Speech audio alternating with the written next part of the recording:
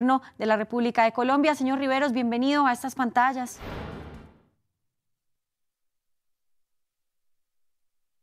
Creo que no tiene encendido su micrófono.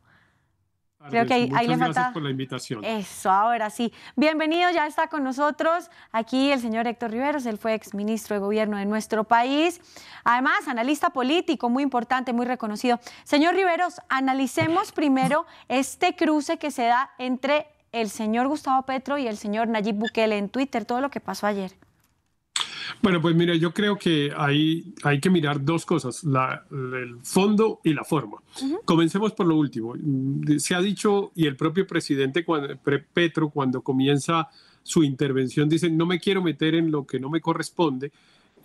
Hay que decir que sí le corresponde. El tema de la violación de derechos humanos es un tema universal y para eso existen sistemas internacionales de protección de derechos humanos. Y entre otras cosas, El Salvador y Colombia pertenecen al sistema interamericano de derechos humanos. Y ahí es donde tengo una observación respecto de la forma. El gobierno de Colombia puede tener reclamos al gobierno de El Salvador por el trato que le da a algunos de sus ciudadanos, pero el camino para hacer ese reclamo pues no es una intervención en un evento público del presidente Petro, sino a través de los sistemas institucionales de la Cancillería, por una parte, pero por otra, insisto, del Sistema Interamericano de Derechos Humanos. Ahora, respecto del fondo, pues yo particularmente comparto la visión y la preocupación del presidente Gustavo Petro. Evidentemente, toda la política de seguridad del presidente Bukele de El Salvador es una política que está basada en la violación de derechos humanos, en el desconocimiento de garantías universales, y en general su gobierno pues ha realmente pues prácticamente acabado con las garantías del principio democrático en El Salvador, y pues obviamente ese es un costo muy alto, cualquiera sea el propósito que queramos conseguir. Estas declaraciones que dio y esta comparación, a ver, porque el fondo, como usted lo explica, es algo obviamente que todos queremos rescatar, que es el tema de la violación de los derechos humanos, sea el régimen que sea la corriente política que sea. Ahora, hacer una comparación con el régimen nazi no ha sido la primera vez que el presidente ha utilizado estas comparaciones. ¿Qué afectaciones diplomáticas puede generar o qué incomodidades puede generar con el gobierno de El Salvador? No, evidentemente es una exageración también, y ahí, digamos, habría otro comentario respecto de las formas, si se quiere, con el presidente Petro, que es su invocación al régimen nazi, que como ustedes lo dicen, es una cosa que no ocurrió solamente ayer. Y me parece que ahí se banaliza un poco las palabras nazismo y bueno, todo esto que ocurrió con el Holocausto, que por supuesto no es comparable con lo que ocurrió con El Salvador, pero que evidentemente en el gobierno del presidente Bukele se han violado pues normas básicas del régimen democrático. Eso tampoco hay duda. Menciono dos o tres rápidamente. Una, la separación de poderes. En El Salvador prácticamente no hay separación de poderes porque tanto el legislativo, pero especialmente el poder judicial, ha sido cooptado por el ejecutivo y por el presidente Bukele.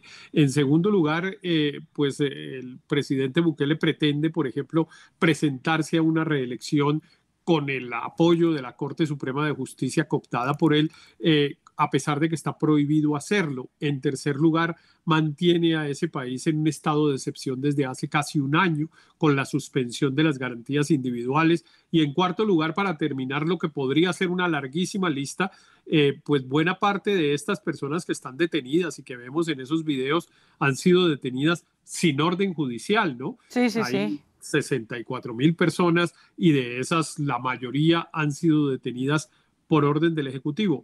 Eso si nos pasara en cualquier otro país de América Latina, pues todos estaríamos protestando. ¿Cómo es la situación de las cárceles en Colombia, para poner en contexto a los televidentes de América Latina? Muy grave y muy mala. Si bien no hay una situación como esta que estamos viendo, hay situaciones de violación de los derechos fundamentales de los detenidos también grande, especialmente por una especie, digamos, de desaliño, de desatención, de descuido por parte del gobierno, y hay pues un nivel de hacinamiento en las cárceles de Colombia que llevan a que efectivamente, como lo ha dicho la Corte Constitucional colombiana, que entre otras cosas ha declarado un estado de cosas inconstitucional para la situación carcelaria en Colombia ya desde hace varios años, evidentemente violan principios de dignidad humana, pues que todos en el mundo deberíamos respetar.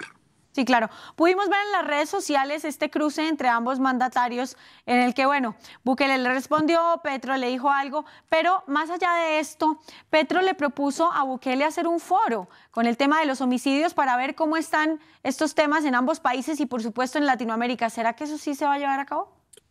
Pues no sé, pero sería interesante, digamos, una comparación de los niveles de violencia de los países y de las políticas públicas que se han adoptado en uno y otro país en los últimos quizá 20 años. Yo conozco bien la situación de El Salvador en ese tema porque tuve oportunidad de participar en varios trabajos con el Programa de Naciones Unidas para el Desarrollo, tratando de apoyar al gobierno de El Salvador en el diseño y ejecución de una política integral de seguridad ciudadana. No tuvimos éxito en su momento, pero pues lo cierto es que Colombia ha reducido sus niveles de violencia, no como aparentemente lo ha hecho en El Salvador. El Salvador ha reducido los niveles de violencia pues de una manera muy grande, según parece. Y digo según parece porque hay un problema, y es que las cifras no son fiables. El gobierno de Bukele controla las cifras y realmente no se puede saber cuántos homicidios están ocurriendo en El Salvador, pero es innegable que ha disminuido la violencia y que ha disminuido la violencia en forma muy considerable. Y eso fue lo que le planteó el presidente Petro. El presidente Petro mencionó cifras no de Colombia, sino de Bogotá, de donde él fue alcalde, y mencionó una política que efectivamente viene en los últimos 25 años y que ha logrado reducir la tasa de homicidio de Bogotá de 80 homicidios por cada 100.000 habitantes a aproximadamente 12. Y el presidente Petro lo que reivindicaba era una política social, decía, atendimos, creamos universidades, colegios, en fin, pero más allá que los ejemplos, lo que decía era, con una política integral de seguridad ciudadana se logró, respetando los derechos humanos, una reducción importante de la violencia homicida. Valdría la pena comparar las dos situaciones. Yo sí creo que claro, aparte también ambos países tienen situaciones de guerrillas, es decir, tenemos un conflicto interno que en algún punto podría llegar a ser similar.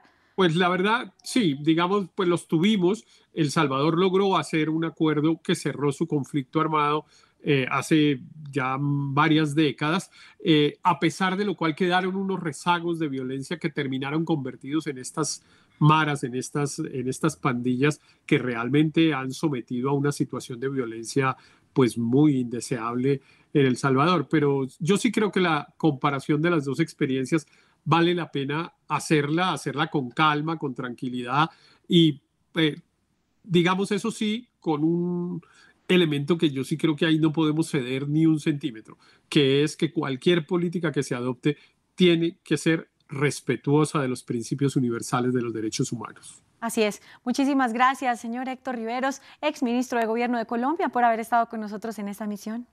Gracias a ustedes.